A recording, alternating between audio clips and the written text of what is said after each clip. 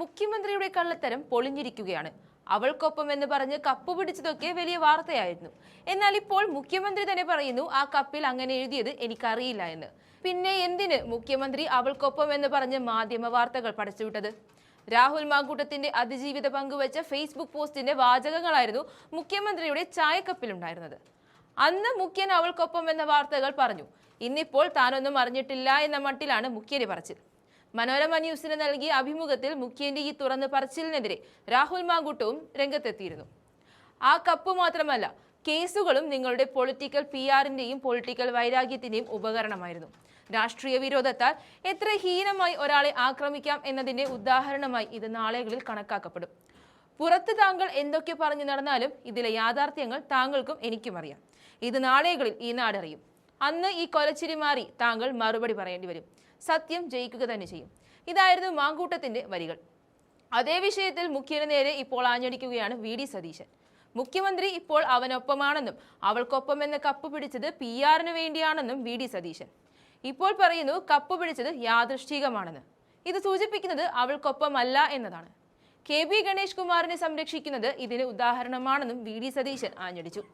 പറവൂരിൽ മാധ്യമങ്ങളോട് പ്രതികരിച്ച സതീശൻ ഈ വിഷയത്തെ കൂടാതെ പാലക്കാട്ടെ ഉപതെരഞ്ഞെടുപ്പിന്റെ പശ്ചാത്തലത്തിൽ CPM-ഉം BJP-യും തമ്മിൽ നടത്തുന്ന ആ രഹസ്യ ഡീൽ ഇപ്പോൾ പകൽ വെളിച്ചം പോലെ വ്യക്തമായിരിക്കുന്നു.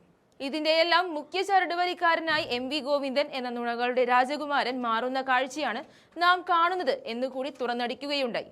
നമുക്ക് അദ്ദേഹത്തിന്റെ വീഡിയോ ദൃശ്യങ്ങൾക്ക് പോകാം. നോണ ഞാൻ പറഞ്ഞു എന്ന് ഗോവിന്ദൻ പറയാം. നമ്മുടെ റെയിൽവേ സ്റ്റേഷനിൽ കണ്ണൂരുണ്ടായ സംഭവത്തിൽ വീണ ജോർജിൻ്റെ ആരോഗ്യമന്ത്രിയുടെ കഴുത്തു പിടിച്ച് കേസുകാർ തിരിച്ചു, കൈ പിടിച്ച് വളച്ചൊടിച്ചു എന്ന് ഈ കേരളത്തിലെ ജനങ്ങളോട് നോക്കി പച്ചക്കള്ളം വിളിച്ചു പറഞ്ഞ ആളാണ് MV ഗോവിന്ദൻ. ഈ കേരളത്തിലെ ഏറ്റവും വലിയ നുണയന്മാരുള്ള ഒരാളാണ്. അല്ലെന്ന് നിങ്ങൾ കേട്ടില്ലേ? ആരോഗ്യമന്ത്രിയുടെ കഴുത്ത് പിടിച്ച് കേസുകാർ ഞെരിച്ച് അവിടെ ഒരു പുറയിലേക്കാണ് അവരുടെ പെടലി തിരിഞ്ഞിരിക്കുന്നത്. കൈ പിടിച്ച് ഒടിച്ചു എന്ന് നിങ്ങളോടല്ലേ വന്ന് പറഞ്ഞത്? ഇതിനേക്കാളും വലിയ കള്ള കേരളത്തിലെ അടുത്ത കാലത്ത് ഏതെങ്കിലും രാഷ്ട്രീയക്കാരൻ പറഞ്ഞിട്ടുണ്ടോ? അതല്ല അതൊക്കെ പറഞ്ഞോട്ടെ, അതൊക്കെ പറയും. ഇതിനാണ് നോബൽ സമ്മാനത്തിന് അയക്കേണ്ടത്. ഈ സാധനമാണ് നോബൽ സമ്മാനത്തിന് അയക്കേണ്ടത്. ഈ പ്രൈസ്, ഇത് ഈ കഴുത്ത് പിടിച്ച് ധരിച്ച സാധനം അദ്ദേഹത്തിന് കിട്ടുള്ളൂ, വേറെ ആർക്കും കിട്ടില്ല. അത് ഉറപ്പാണ്.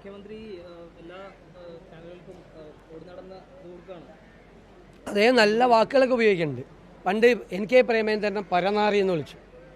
ഇപ്പോൾ G സുധാകരനെ, എത്ര സീനിയറായിട്ടുള്ള ഒരു കമ്മ്യൂണിസ്റ്റുകാരനാണ്, എത്ര വർഷം അദ്ദേഹത്തിൻ്റെ സഹയാത്രികനായിരുന്ന ഒരാളാണ്.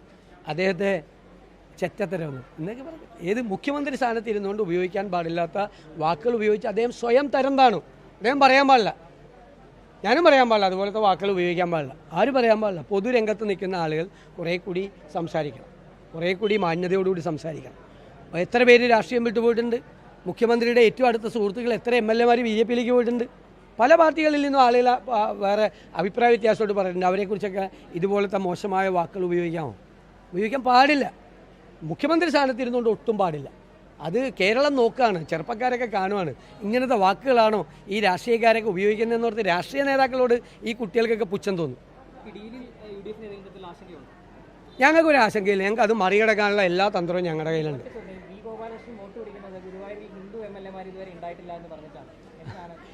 ഞാൻ ചോദിക്കട്ടെ, അതിൽ പൊന്നാനി എന്ന് പറയുന്നത് കേരളത്തിലെ മുസ്ലിങ്ങളുടെ ആസ്ഥാനമാണ് അല്ലേ? ഒരു മുസ്ലിങ്ങളുടെ ഏറ്റവും പ്രധാനപ്പെട്ട ആസ്ഥാനമാണ്. അവിടെ ഹിന്ദു MLA-മാരാണ് ഉണ്ടായിരുന്നത്. പലപ്പോഴും ഗുരുവായൂരിൽ മുസ്ലിം MLA-മാരുണ്ടായിട്ടുണ്ട്. പല സ്ഥലത്തും അങ്ങനെ ഉണ്ടായിട്ടുണ്ട്. അതൊക്കെ കേരളത്തിൻ്റെ മതസൗഹാർദ്ദത്തിൻ്റെ ചില സവിശേഷതകളാണ്, ചില പ്രത്യേകതകളാണ്, സവിശേഷതകളാണ്. പിന്നെ BJP-ക്കാർ ഇത് പറയണതിൽ വല്ല അത്ഭുതം ഉണ്ടാവും. ജാതി പറഞ്ഞ് മതം പറഞ്ഞ് അവർ വോട്ട് പിടിക്കുന്നത്, അവരെപ്പോഴും അങ്ങനെയാണ് ചെയ്യുന്നത്. അതിലിപ്പോൾ എന്താ ഇത്ര അത്ഭുതം? അത് ഇലക്ഷൻ കമ്മീഷനാണ് നടപടിയെടുക്കേണ്ടത്. ഞങ്ങൾ പരാതിയും കൊടുത്തിട്ടുണ്ട്. ആ കപ്പ് അവളോടൊപ്പമാണ് എന്ന് അടിക്കുറിപ്പോട് കൂടിയിട്ടുള്ള ഒരു കപ്പായിരുന്നു അല്ലേ? അന്ന് ആ കപ്പിൽ ചായയാണോ കാപ്പിയാണോ വെള്ളമാണോന്ന് എനിക്കറിയില്ല, കുടിച്ചു. കുടിച്ചിട്ട് മുഖ്യമന്ത്രിയുടെ ഓഫീസിൽ നിന്ന് എല്ലാ മാധ്യമ ഓഫീസിലേക്കും വിളിച്ചല്ലോ. അതൊന്ന് പ്രത്യേകമായിട്ട് കൊടുക്കണമെന്ന് പറഞ്ഞു. എനിക്കറിയാം മുഖ്യമന്ത്രിൻ്റെ PR അന്ന് അതിനുശേഷം ഇതൊരു മനോഹരമായ വാക്കാണ്, അവളോടൊപ്പം എന്നുള്ളതിൻ്റെ പ്രതീകമാണ് ആ വാക്ക്. മനോഹരമായ വാക്കാണ് ആ കപ്പ്. എനിക്കും ഇഷ്ടം തോന്നി മുഖ്യമന്ത്രി അതുമായിട്ട് നിൽക്കണേണ്ടപ്പോൾ. പക്ഷെ ഇപ്പോൾ മുഖ്യമന്ത്രി അവളോടൊപ്പം അല്ല അവനോടൊപ്പമാണ് എന്ന് തെളിയിച്ച്. അപ്പോൾ പുള്ളി പറയാം കപ്പ് വീട്ടിൽ നിന്ന് കൊടുത്താണ്, മനഃപൂർവ്വം ചെയ്തതല്ല, കപ്പ് അറിയാതെ പിടിച്ചു പോയതാണ്, ആ കപ്പിൻ്റെ കൂടെ അല്ല എന്നാണ് പറയുന്നത്. കപ്പിൻ്റെ കൂടെ അല്ല, ഇപ്പോൾ അവളോടൊപ്പം അല്ല അവനോടൊപ്പമാണ്. ഞാൻ ഒറ്റ ഉദാഹരണം ചോദിക്കട്ടെ. KB ഗണേഷ് കുമാറിൻ്റെ വിഷയം ഇപ്പോൾ അദ്ദേഹം പറഞ്ഞു അത് വെറും ഒരു കുടുംബ പ്രശ്നം. ഇതിനേക്കാൾ താഴെയില്ല, ഇത്രയും ഗൗരവമില്ലാത്തൊരു കുടുംബ പ്രശ്നം 2013 അപ്പോൾ ഉമ്മൻചാണ്ടി മുഖ്യമന്ത്രിയാണ്, പിണറായി വിജയൻ പാർട്ടി സെക്രട്ടറിയാണ്. പാർട്ടി സെക്രട്ടറിയായ പിണറായി വിജയൻ പറഞ്ഞു ഈ കുടുംബ പ്രശ്നത്തിൻ്റെ പേരിൽ ഗണേഷ് കുമാറിനെ മന്ത്രിസഭയിൽ നിന്ന് പുറത്താക്കണമെന്ന് പറഞ്ഞു. എന്ന് പറഞ്ഞ പാർട്ടി സെക്രട്ടറിയാണ് പിണറായി വിജയൻ. ഇപ്പോൾ അദ്ദേഹം മുഖ്യമന്ത്രിയാണ്. ഇപ്പോൾ അതിനേക്കാൾ ഗൗരവതരമായൊരു കുടുംബ പ്രശ്നമൊന്നുമല്ല, നിങ്ങൾക്ക് അറിയാമല്ലോ, വേറെ ആളുകളുടെ കുടുംബമുണ്ട് അതിൻ്റെ അകത്ത്. ഒരു കുടുംബ പ്രശ്നം പറഞ്ഞപ്പോൾ അത് കുടുംബ പ്രശ്നമാണ്. ഇതാണ് ഇരട്ടത്താപ്പ് എന്ന് പറയുന്നത്. ഇതാണ് ഇരട്ടത്താപ്പ്. പണ്ട് പറഞ്ഞിരിക്കുന്നത് വിഴുങ്ങുക എന്ന് പറയുന്നതാണ്. 2013 സ്റ്റേറ്റ്മെൻ്റ് എടുത്ത് നോക്ക്. ഇല്ലേ, ശരിയല്ലേ? ശരിയാണോ? ഉമ്മൻചാണ്ടിയുടെ മന്ത്രിസഭയിൽ നിന്ന് ഗണേഷ് കുമാറിനെ പുറത്താക്കണമെന്ന് പറഞ്ഞ പാർട്ടി സെക്രട്ടറി പിണറായി വിജയൻ ഇപ്പോൾ അതിനേക്കാൾ ഗൗരവമുള്ള കുറ്റകൃത്യം ചെയ്തപ്പോൾ പറയാണ് കുടുംബ പ്രശ്നമാണ്. മനസ്സിലായി? ഇവരൊക്കെ എന്തും പറയും, ഇതൊക്കെ തിരിച്ചു വരും. കാലം മുഖത്ത് നോക്കി കണക്ക് ചോദിക്കും. അതാണ് ഇപ്പോൾ ചോദിച്ചുകൊണ്ടിരിക്കുന്നത്. ഉമ്മൻചാണ്ടി അപമാനിക്കാൻ ഈ കഥകളൊക്കെ ഉണ്ടാക്കിയതാണെന്ന്. ഇപ്പോൾ കാലം കറങ്ങി തിരിഞ്ഞു വന്ന്, കാലചക്രം ഉണ്ടല്ലോ, ചക്രമുള്ള കറങ്ങി തിരിഞ്ഞു വന്ന് ഇവരുടെയൊക്കെ മുഖത്ത് നോക്കി കണക്ക് ചോദിക്കും. ബാക്കി തെരഞ്ഞെടുപ്പിൽ ജനവും ചോദിക്കും.